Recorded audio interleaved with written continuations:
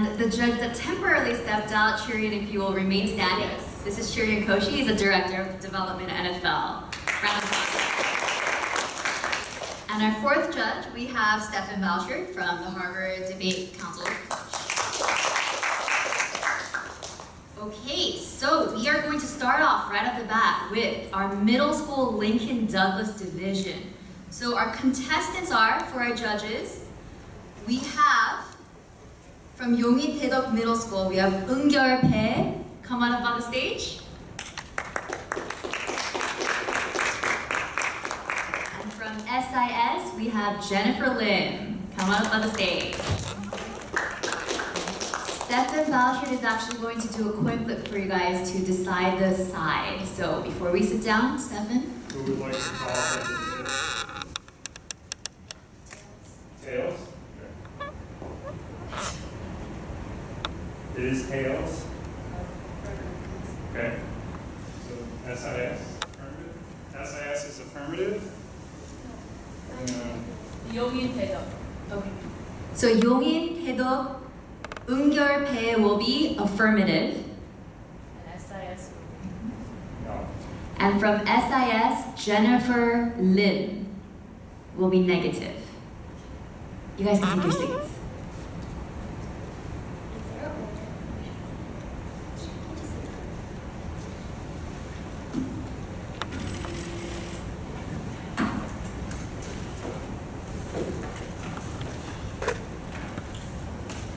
We'll give you guys wireless microphones so it's easier for you to maneuver. Because if it's on the table, it's hard for you to speak because you have to lean down.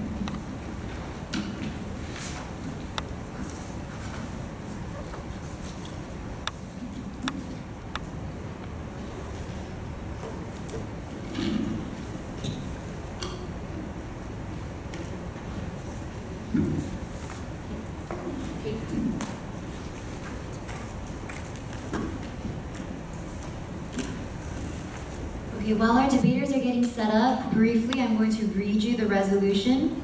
The Lincoln Douglas resolution for this year is resolved. Public schools should use student-based teacher evaluations in teacher quality assessments. Affirmative, whenever you're ready.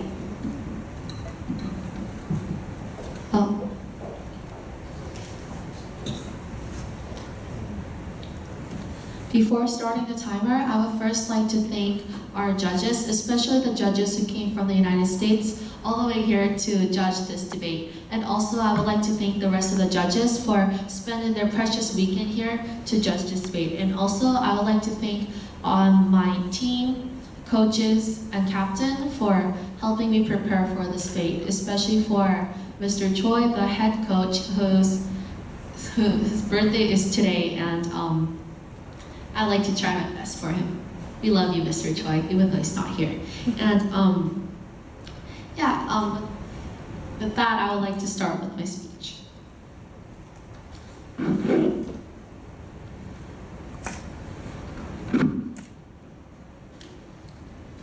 In Washington, D.C., 80% of students are below the reading average, and 80% are below in math average. The U.S., as a country, is rated 32nd in the world for educational level.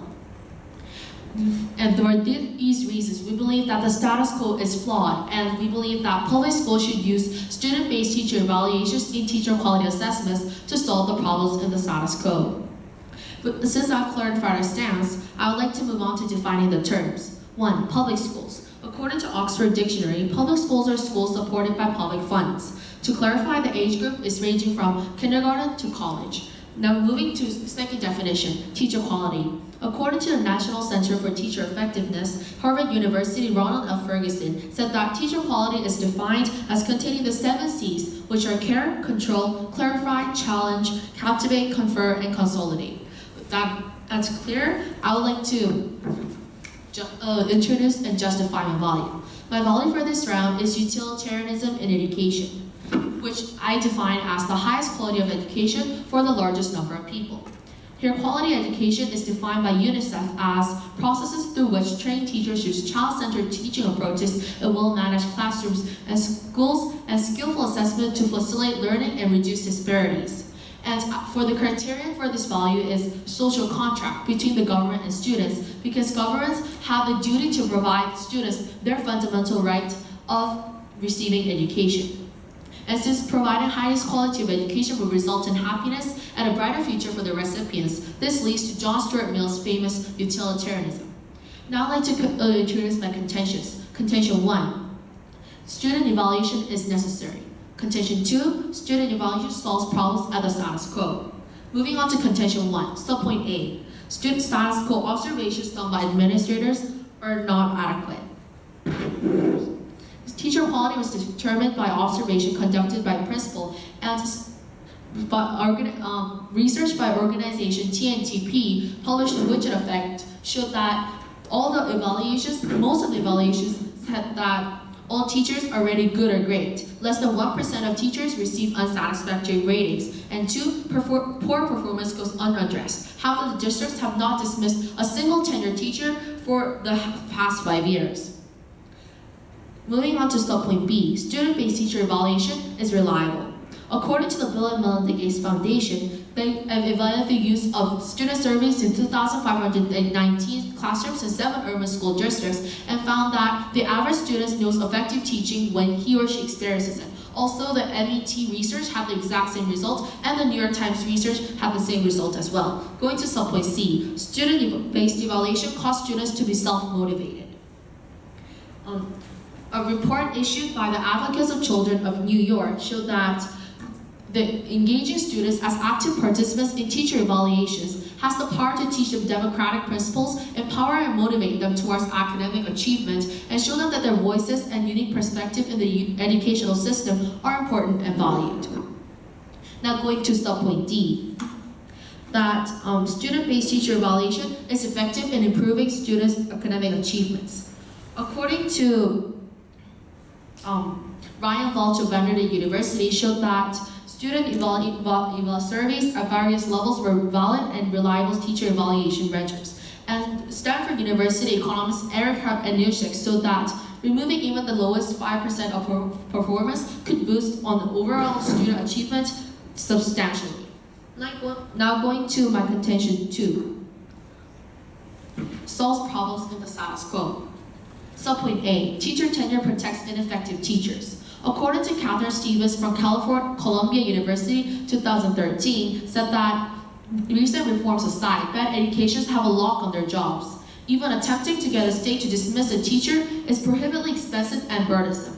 According to the New York State School Boards Association, the average proceeding for a single and competing teacher extends for 830 days and costs taxpayers $813,000.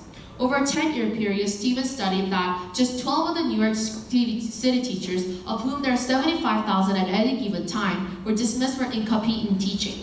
Teachers who had years of unsatisfactory ratings, who were proven over months of years to be grossly incompetent, who were verbally and physically abusive to their children, parents, and colleagues, were not dismissed. Going to subpoint B, tenure denies students power to participate in their own education. According to broadeducation.org, it has 75 examples of how the current bureaucracy stand in the way of education. It gives a bunch of examples such as teachers are hired without being observed teaching a sample lesson or otherwise evaluated for their actual ability in the classroom, and are instead just screened for criminal checks, background check, and required paper credentials. And according to Dr. Kane, did a research in 1.1 million students and found that an ineffective teacher negatively impacts students even after years after the period of time. Because the current status quo, the current bureaucracy protects bad teachers, because the current bureaucracy is working with the teachers to protect bad teachers from being fired. It is important that we get the students' evaluations so that they could achieve and get the education that they deserve. Going to subpoint C, that public teachers do not teach. According to Jean Lee, a doctorate candidate in educational policy, organization, and leadership at the University of Illinois, said that children complain that school teachers are ineffective in comparison to instructors as supplemental educational institutions who teach in engaging and interesting manner, that students do not have high expectations of teachers or schools, that while school is a place to sleep, that Hagwon is a place to learn. These just show that serious problems in the status quo especially in the Korean public schools. And as we have shown you, that current bureaucracy does protect bad teachers because, as we have stated, that current principal evaluations rate 99% of teachers of good or great, which means that just even though there are incompetent teachers who do not actually teach, as Jean Lee has shown, that they are not being fired.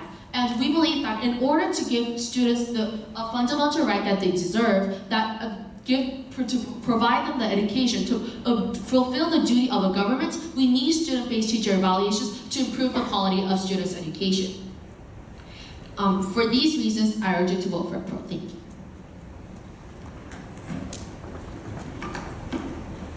Negative cross-examination, 3 minutes. Do I use this mic? Doesn't matter. Okay.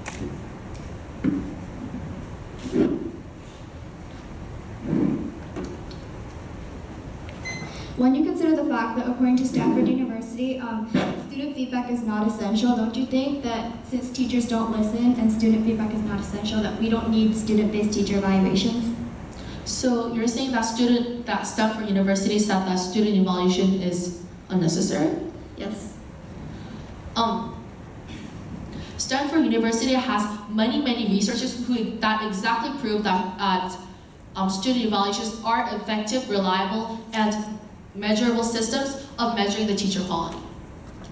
When you consider the fact that Harvard University Center for Education Policy Research says that critiques raise concerns about the majority of teachers being rated as effective because the test scores and the student surveys don't match up. So don't you think that they provide inaccurate results and that they are ineffective?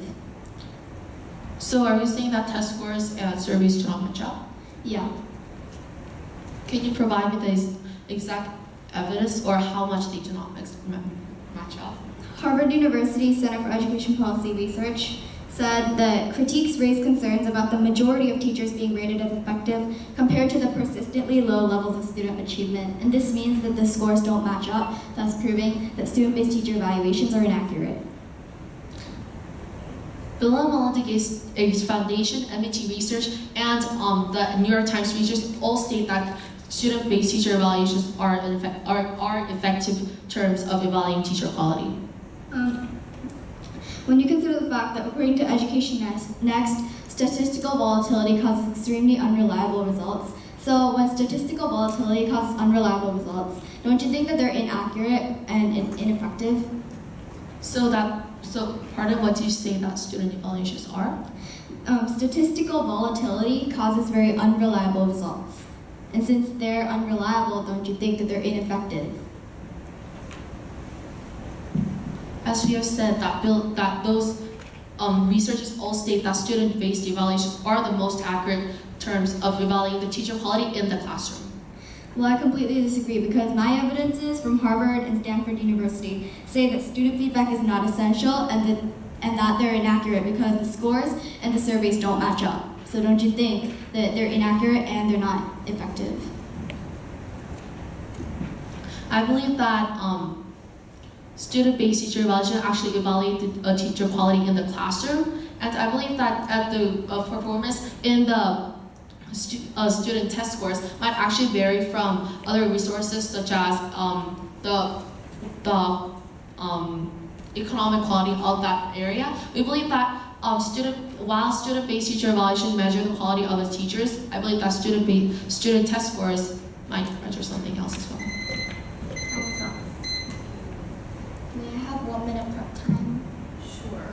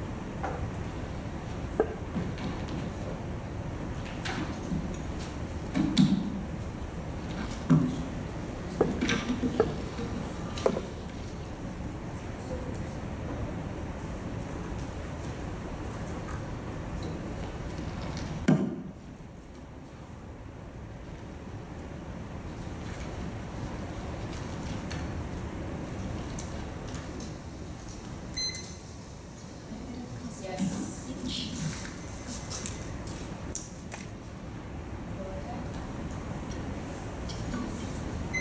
If we adopt student-based teacher evaluations, then we will do great harm to the education system because teachers will suffer from inaccurate and often mean-spirited evaluations, which will become part of the teacher's permanent teaching record. So, millions of teachers will have their careers suffer simply because students are not mature enough to provide meaningful feedback, and many will use the opportunity to bully the teachers. And this is why you should oppose today's topic. In this speech, I'll first present each of my arguments and then refute my opponent's arguments. For clarity, here are some important definitions. I would like to add to my opponent's definition, and my opponent didn't define student-based teacher evaluations. And according to Harvard University Center for Education Policy Research, it says that there are 5 key pieces of evidence on which they are assessed, and they must include stakeholder surveys and a student achievement report. And in this case, the stakeholders are the students. So, I felt like my opponent's value and criteria are reasonable, so I'm going to use my opponent's framework. And having discussed the framework, I'll now present my specific arguments. The first argument I'll present is lacking effectiveness. Using student-based teacher evaluations will not be effective because these evaluations will not be binding to the teacher. As such, the evaluations will not result in poor quality teachers being fired or changed in any meaningful way. And this is simply false hope. For example, first, limited effectiveness of evaluations. According to Stanford's public policy program, the Education Trust 2013, more research is required to assess the effectiveness of teacher evaluation practices, and furthermore, there is limited knowledge on how schools develop and dismiss underperforming teachers. And what this author is telling us is that student-based teacher evaluations will have limited effectiveness because there is limited knowledge and more research is required to prove its worth. And this means that the education of millions of students as well as the future careers of millions of teachers will be determined by substantially ineffective evaluation processes. And also, teachers aren't removed. According to Stanford's public policy program, informal dismissals are seldom pursued, and 79% of principals reported never filing a dismissal charge. And barriers to dismissal include the large amount of evidence required to dismiss and a lack of district support in completing the process. And over 50% of principals stated that they do not pursue dismissals due to the perceived low probability that initiating a dismissal will result in the teacher being removed from the classroom. And 1/3 of superintendents indicated concerns regarding the cost of dismissal. And what this author is telling us is that student-based teacher evaluations will not change circumstances surrounding teacher effectiveness, because most principals do not even try removing teachers due to resistance and cost. This means that the education will not be improved because evaluations will not change teacher quality. Therefore, using student-based teacher evaluations will be completely ineffective.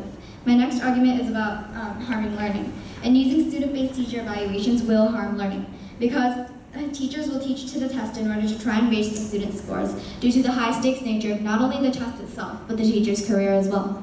For example, first, high-stakes testing is detrimental to students' health and thinking. According to a WND exclusive published April 11, 2014, a teacher says that she can no longer be part of a system that continues to do the exact opposite of what she is supposed to do as a teacher. And instead, the emphasis is on Common Core standards and high-stakes testing that is creating a teach-to-the-test mentality for our teachers and stress and anxiety for our students. And students have been increasingly hesitant to think for themselves because they have been programmed to believe that there is one right answer. And what the author is telling us is that student-based teacher evaluations will reduce critical thinking and increase anxiety because assessments will rely more upon Common Core standards and increase to the teach-to-the-test mentality, which stalls student thinking. And this means that student evaluations will not improve education, but rather bring out the absolute worst style of teaching, which is teaching to the test. So therefore, using student-based teacher evaluations will harm learning. My next argument is about ruining teachers' careers. Using student-based teacher evaluations will potentially ruin teachers' careers because these evaluations will not accurately reflect the teacher's ability to teach, yet making them professionally vulnerable to malicious student comments and subject to unreliable testing results. And many teachers may avoid or leave the profession rather than risk having their career ruined by evaluations. For example, first, there is measurement gap in evaluations. According to Stanford's public policy program, 55% of principals do not believe evaluations are an accurate reflection of teacher quality. And according to principals, 13% of teachers are underperforming, while less than 3% receive unsatisfactory ratings. And the difference in teacher performance as measured by the official evaluations versus surveyed assessments is called the measurement gap. What this author is telling us is that student-based teacher evaluations will not accurately represent teacher quality because of a significant measurement gap, providing inaccurate results about teachers. And this means that education is tremendously harmed by all these completely inaccurate measurement gaps. And So therefore, using student-based teacher evaluations will significantly harm our teachers. Having presented my arguments, I will now refute my opponent's arguments. My opponent's first contention was about how student-based teacher evaluations are not necessary. My opponent's subpoint was about how they're not adequate. But actually, that's wrong because my evidence says that my evidence from the National Education Association says that professional evaluators are the best at assessing teacher quality, and student-based teacher evaluations will not be effective in improving teacher quality in any way. And my opponent's second subpoint was about reliability. But actually, this is wrong because according to Stanford University's Center for Education Policy Analysis, statistical volatility causes extremely unreliable results. So therefore proving that my opponent's point about student-based teacher evaluations being reliable is wrong. And so I now refuted these contentions and all the subpoints and arguments within. My opponent's second contention was about how it will solve problems. But actually this will not solve problems because teachers don't listen to student-based teacher evaluations, and also according to Stanford University, peer evaluations work best. And this means that teachers will not listen to evaluations completed by the students, and teachers will only listen to feedback provided by their peers, such as the principal or professional evaluators. And since teachers don't listen, it won't solve problems on teacher quality. So for all these reasons, please vote for the affirmative. Thank you.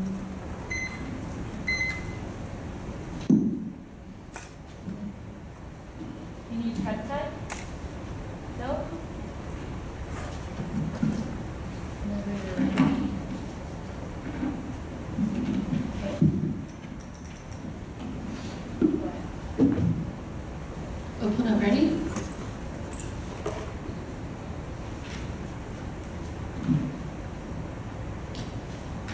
First question, so you admit with my value criterion, yes?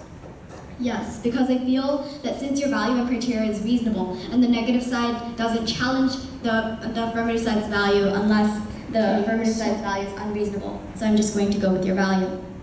So so about the criterion, you agree with the criterion as well? Because normally the affirmative side provides the framework. And if the affirmative side's framework is reasonable, there's no need for the negative to provide a new framework. Okay, so you believe that the government do have the duty to provide students their fundamental rights, right? Yes, I agree with the value and the criteria. So are you saying that students not participating in their own education is fulfilling their government's duty to let students participate in their own education? No, just because I agree with the value and the criteria and the definitions, it doesn't mean that I agree with the rest of your content. No, I'm asking about your stance and the criterion for this debate. Don't you think that your stance of not letting the students improve their own education is going against my criterion of social contract? Actually, my arguments will also let students increase their quality of education because when professionals evaluate the teachers, it will be a lot more effective, and teachers actually listen to the professionals while they don't listen to the teachers. So you did say in your contentions that teachers only evaluate less than 3% of teachers ineffective, yes? Yes. Do you believe that the public education of the status quo is flawed? Or do you think that we should uphold the status quo? Right now, I believe that we should not implement student-based teacher evaluations because they will not be effective and that professional evaluations are better. So you still haven't answered my question. Do you think that status quo is flawed? Can you rephrase that question so that I can understand it? So do you think that the public education system in the status quo is flawed? Right now, Yes. it is, but we can change it. Okay. Going to your first contention, you talked about the limited effectiveness, right? Yes. Okay, so and the reason for this was like the statistical differences. Oh, the measurement gap. Yeah. And in your contentions, in your second contention, you talked about the teachers teaching the test, yes? Yes, and the teachers do teach the test and this is judgment. So don't you think that because the student evaluations actually evaluate the class of ability, and because a test actually evaluates whether the teachers taught or not, wouldn't this wouldn't your second contention subpoint A actually contradict your rebuttal and your first contention subpoint A? Can you please answer the question? So I completely disagree, because when you consider the fact that my subpoint does not contradict my own, because teachers do teach to the test, and this is harming learning, because since student-based teacher evaluations are based on student achievement reports, teachers want their students to do well, and this is harming critical thinking. Thank you.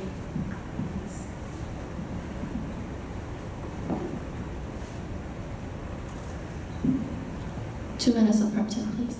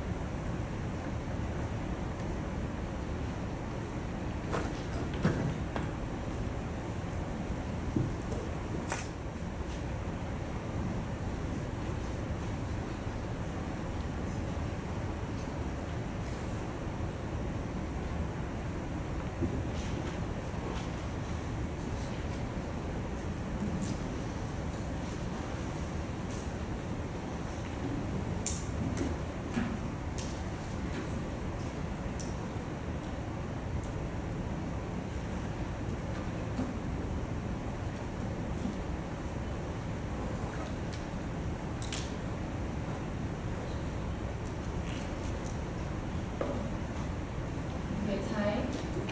Thank you.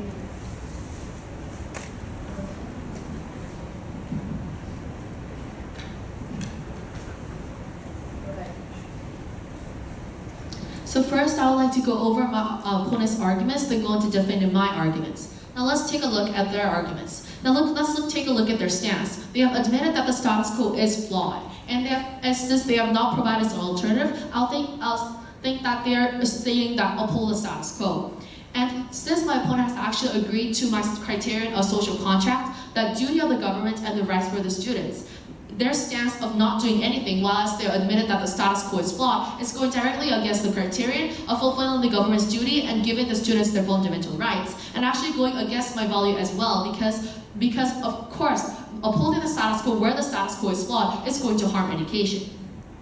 Now going to their first contention, whether the student evaluation is ineffective. And as the first reason, because of the statistics gap. However, in their second condition, they talked about teachers teaching the test. And this actually reduces the quality of classroom performance because, as they said, teachers are actually teaching the test. So the statistics gap between the student-based surveys and the student-based test performances, there is a gap, of course, because teachers are teaching the test. And this is the exact reason why we need student-based surveys as well in order to regulate teachers from actually teaching the test.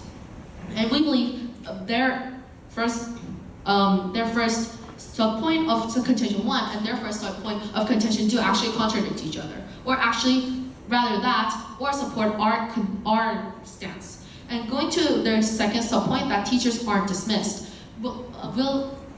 as our stance is replaced in unnecessary teacher tenure or overly teacher tenure with student-based teacher evaluations. There has been court rulings of judges actually trying to replace teacher tenure with student-based teacher evaluations because they believe that teacher tenure is harming the teachers the teachers' quality because, as they said, teachers aren't dismissed. This is our stance. We believe that we must implement student-based teacher evaluations and replace teacher tenure. And going to, there's a second contention. They have talked about teaching a test, which we have already refuted. And going to their second sub-point about ruining teachers' careers. We believe that since teachers are the main factor that contribute to the quality of students' future, we believe that teachers who are ineffective must be replaced. And since we believe that student-based teacher evaluations is the most effective way of measuring teachers' quality in the classroom, we believe that the teachers being fired is necessary. Now, going to defending my case.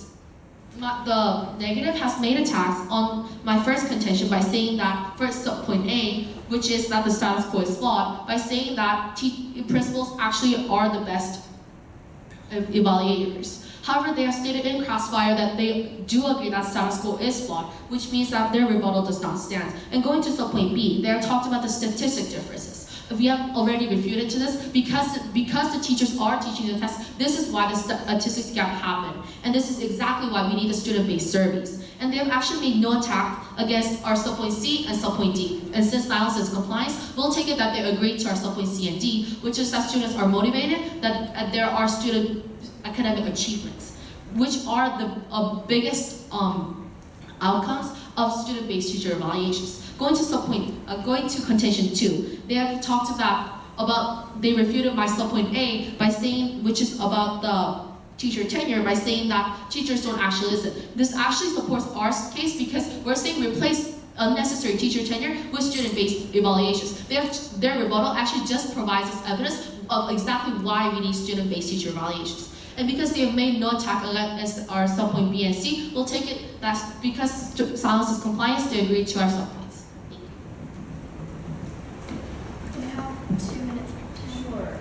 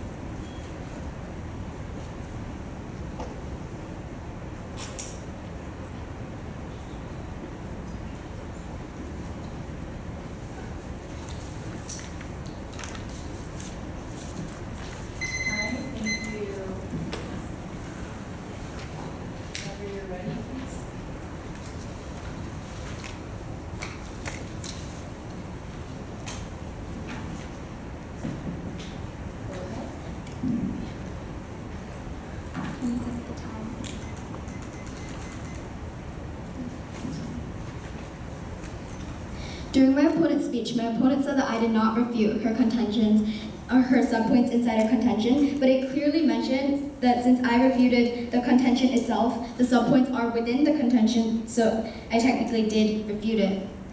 And also, I clearly did also mention after my rebuttals that I refuted all the subpoints and the arguments within the contention.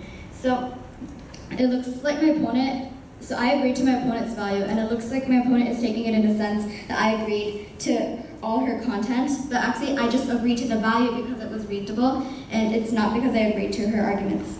So I will now move on to defending my own arguments. My opponent said that I was wrong about lacking effectiveness. However, I wasn't wrong, because statistical volatility causes unreliable results, according to Education Next, and student-based evaluations are not a fair means of comparison for teacher evaluations, because there's too much change to make these assessments accurate enough for its use. This means that since student-based teacher evaluations results are unreliable, then how can unreliable results be effective in measuring teacher quality? And also, according to Stanford University Center for Education Policy Analysis, student feedback is not essential. It means the student-based evaluations are not among the top 3 methods in which such evaluations help, because observations by well-qualified professionals generates the most improvements. And also, the measurement gap in evaluations. According to Stanford's public policy program, student-based evaluations will not accurately represent teacher quality because of a significant measurement gap and providing inaccurate results about teachers. And again, how can inaccurate results be effective in improving teacher quality? And also, peer assessments work best, according to Stanford University, because student-based teacher evaluations are not effective in professional development because teachers need effective assistants and role models to model best practices. And this means that the role models in this case are not the students. The role models are the professional evaluators and the principals and the teachers' peers.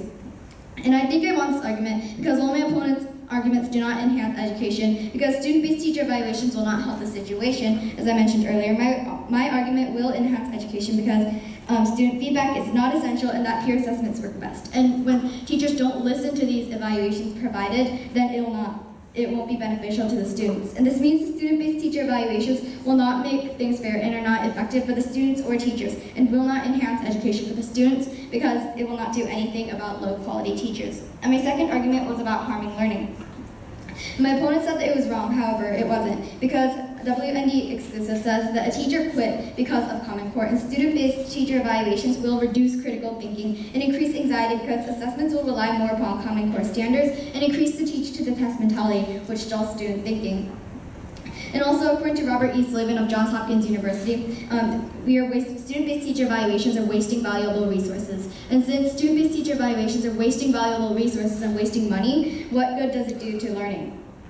And the Houston Chronicles say that student performance for teacher assessment fails, and student-based evaluations will be ineffective, unnecessary, and harmful to learning because Common Core will put enormous pressure on teachers and students. And I think I won this argument because this will harm learning, and this is true because the teach-to-the-test mentality will dull critical thinking, and this is detrimental to the student's education. This means student-based teacher evaluations will harm learning because of the intense teach-to-the-test mentality, which defeats the purpose of critical thinking and is also wasting valuable resources. And this is not beneficial to the student's education later on because they will not know how to solve the critical thinking problems by themselves because they only know the straightforward answers. And my third argument was about ruining teachers' careers. My opponent said that I was wrong about ruining teachers' career. However, I wasn't wrong because according to Stanford's public policy program, measurement gaps will not accurately represent teacher quality. And student-based teacher evaluations will not accurately, student-based evaluations are not a fair means of comparison for teacher evaluation because there is way too much change to make these assessments accurate enough for its use. And also, according to Robert E. Slavin of Johns Hopkins University, there's unfair treatment of teachers. And student-based evaluations will be unfair to those at the lower levels because the only scores available are for the subjects that those teachers aren't actually teaching. And as I mentioned numerous times before, statistical volatility causes unreliable results and leaving a black mark on the teacher's record, which is only ruining the teacher's careers. And I think I won this argument because this, in fact, will have detrimental effects on the teachers' careers, and I had evidence that said that student evaluations will make teachers want to quit. And this means that evaluations will leave a black mark on their record, which is not just for the teachers and will not enhance education, because this will only make the teachers want to quit their profession. And if you vote for the affirmative, education and fairness will not be enhanced due to the fact that teachers will not improve their quality and that teachers will not be fired, even if they are very ineffective. However, if you vote for the negative, education and fairness will be enhanced because teachers will be treated fairly, and also other methods of evaluation will help education because they are far more effective than the student-based teacher evaluations. So for all these reasons, please vote in favor of the negative. Thank you.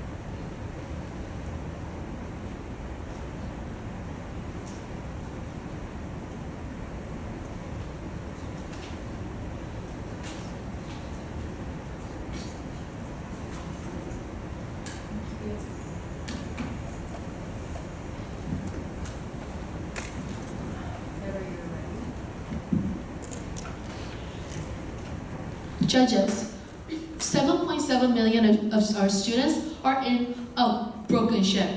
It's headed towards the open seas where there's nothing. We have to do something to solve this ship.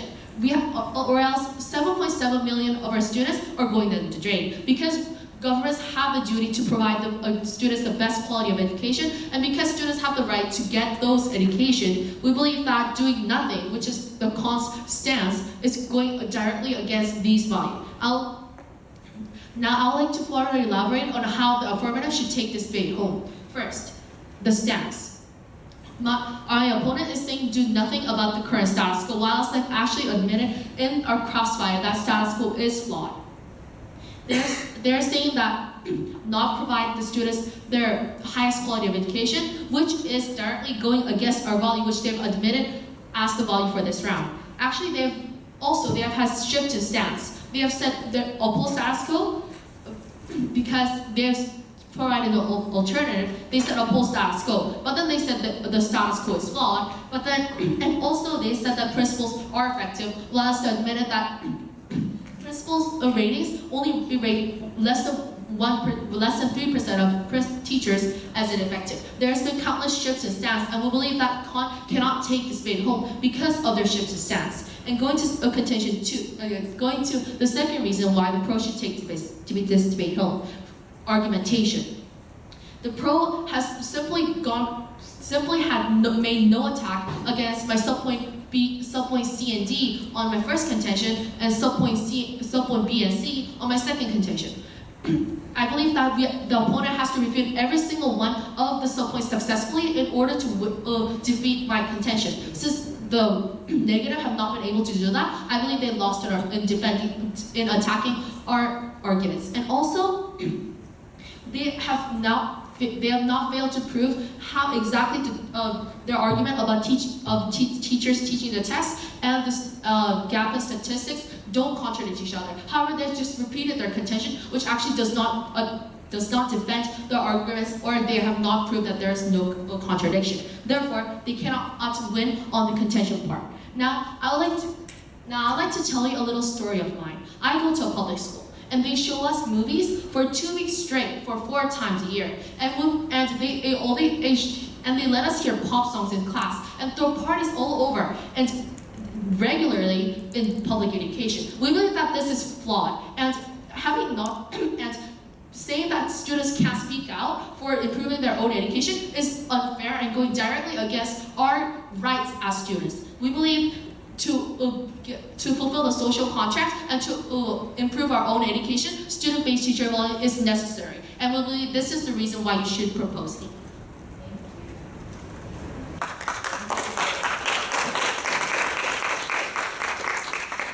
Wow, can you guys believe they're just in middle school? Let's just give them another round of applause. Wow.